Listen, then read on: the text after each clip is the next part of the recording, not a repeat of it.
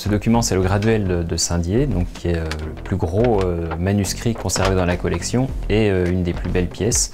Voilà, donc ça c'est également une des pièces les plus importantes de la collection. C'est la Cosmographie Introductio, donc qui est un traité géographique imprimé à Saint-Dié au début du XVIe siècle.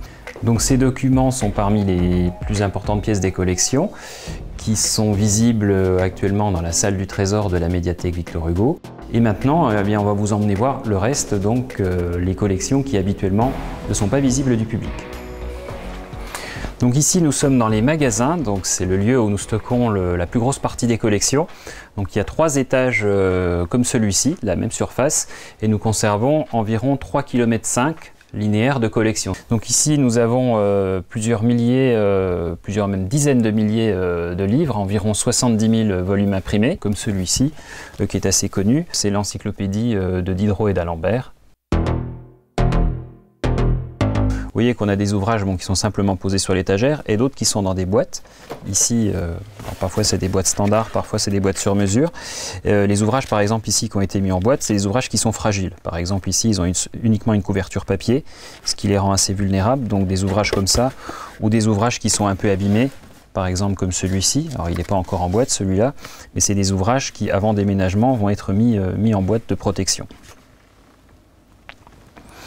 Donc il faut savoir que les livres qui sont conservés ici, pour beaucoup, sont rares, anciens et fragiles, et que lors d'un déménagement d'importance comme celui qui va avoir lieu avec le transfert à la boussole, on ne peut pas faire n'importe quoi, et il y a un certain nombre d'opérations qui doivent être faites en amont du déménagement, c'est-à-dire ici, pendant la période de fermeture de la médiathèque Victor Hugo.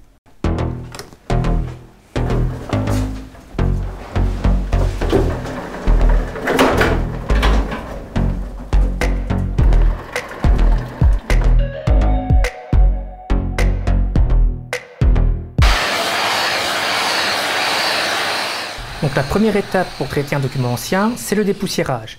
Il est resté pendant plusieurs années entreposé dans les magasins qu'on vous a présentés. Il est donc nécessaire de dépoussiérer les tranches pour éviter que des parasites s'incrustent sur le livre.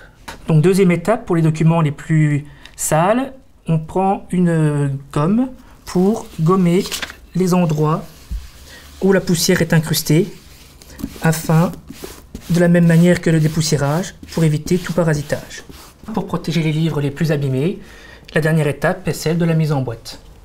Donc une fois la boîte montée, on met le livre à la bonne taille à l'intérieur et le livre est prêt à être rangé en magasin. Donc en un an, j'en ai déjà fait 5000 et il m'en reste encore autant que les magasins en contiennent, c'est-à-dire environ 100 000. Il faut savoir que jusqu'à présent, c'était des livres qui étaient répertoriés uniquement sur des fiches papier, donc dans des tiroirs à fiches comme ça. Donc il y en a plusieurs dizaines de milliers de fiches.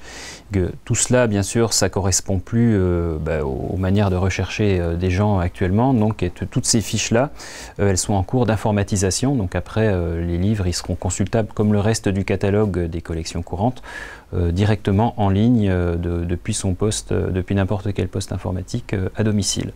Et ça aussi, donc, ce sont des opérations qui prennent beaucoup de temps et donc c'est plusieurs mois de travail qui vont nous occuper avant l'ouverture de la boussole. On va profiter aussi de cette fermeture pour envoyer plusieurs milliers de documents donc, en numérisation, c'est-à-dire que les ouvrages vont être numérisés intégralement, photographiés, et ils seront accessibles en ligne sur une bibliothèque numérique. On trouvera donc sur cette bibliothèque numérique des livres anciens numérisés précieux, des manuscrits, des images, cartes postales, photographies anciennes et également de la presse ancienne, donc des journaux vosgiens numérisés. Épisode après épisode, nous découvrons à quoi seront occupés les bibliothécaires pendant la fermeture de la médiathèque Victor Hugo. En effet, le travail ne manque pas. Ceci étant, les bibliothécaires ne seront pas les seuls à être occupés. L'espace où je me tiens actuellement sera entièrement occupé, rempli par des étagères qui contiendront les livres pour enfants qui iront à la boussole. Ici, dans quelques semaines, je ne pourrai plus m'asseoir.